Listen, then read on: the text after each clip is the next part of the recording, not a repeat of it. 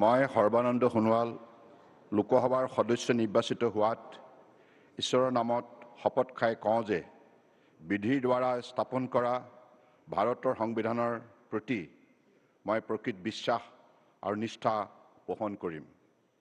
মই ভাৰতৰ প্ৰভুত্ব আৰু অখণ্ডতা অক্ষুণ্ণ ৰাখিম আৰু মই গ্ৰহণ কৰিবলৈ ওলোৱা কৰ্তব্য শ্ৰদ্ধাপূৰ্বক নিৰ্বাহন কৰিম।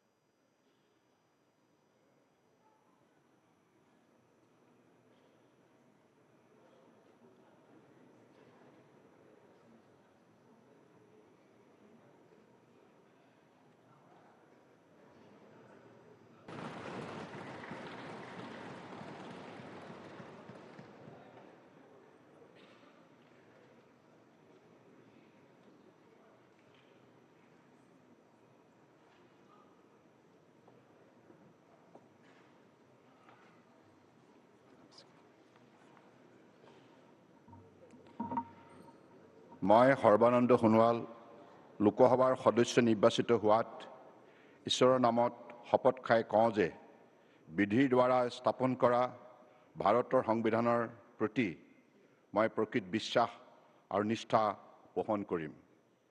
মই ভাৰতৰ প্ৰভুত্ব আৰু অখণ্ডতা অক্ষুণ্ণ ৰাখিম আৰু মই গ্ৰহণ কৰিবলৈ ওলোৱা কৰ্তব্য শ্ৰদ্ধাপূৰ্বক নিৰ্বাহন কৰিম।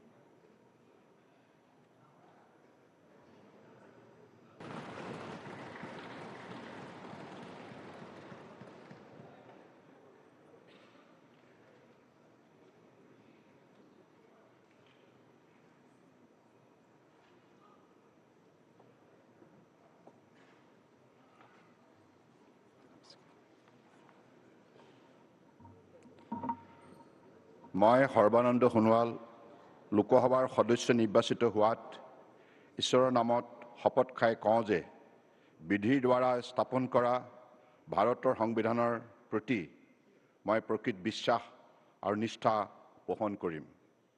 মই ভাৰতৰ প্ৰভুত্ব আৰু অখণ্ডতা অক্ষুণ্ণ ৰাখিম আৰু মই গ্ৰহণ কৰিবলৈ ওলোৱা কৰ্তব্য শ্ৰদ্ধাপূৰ্বক নিৰ্বাহন কৰিম।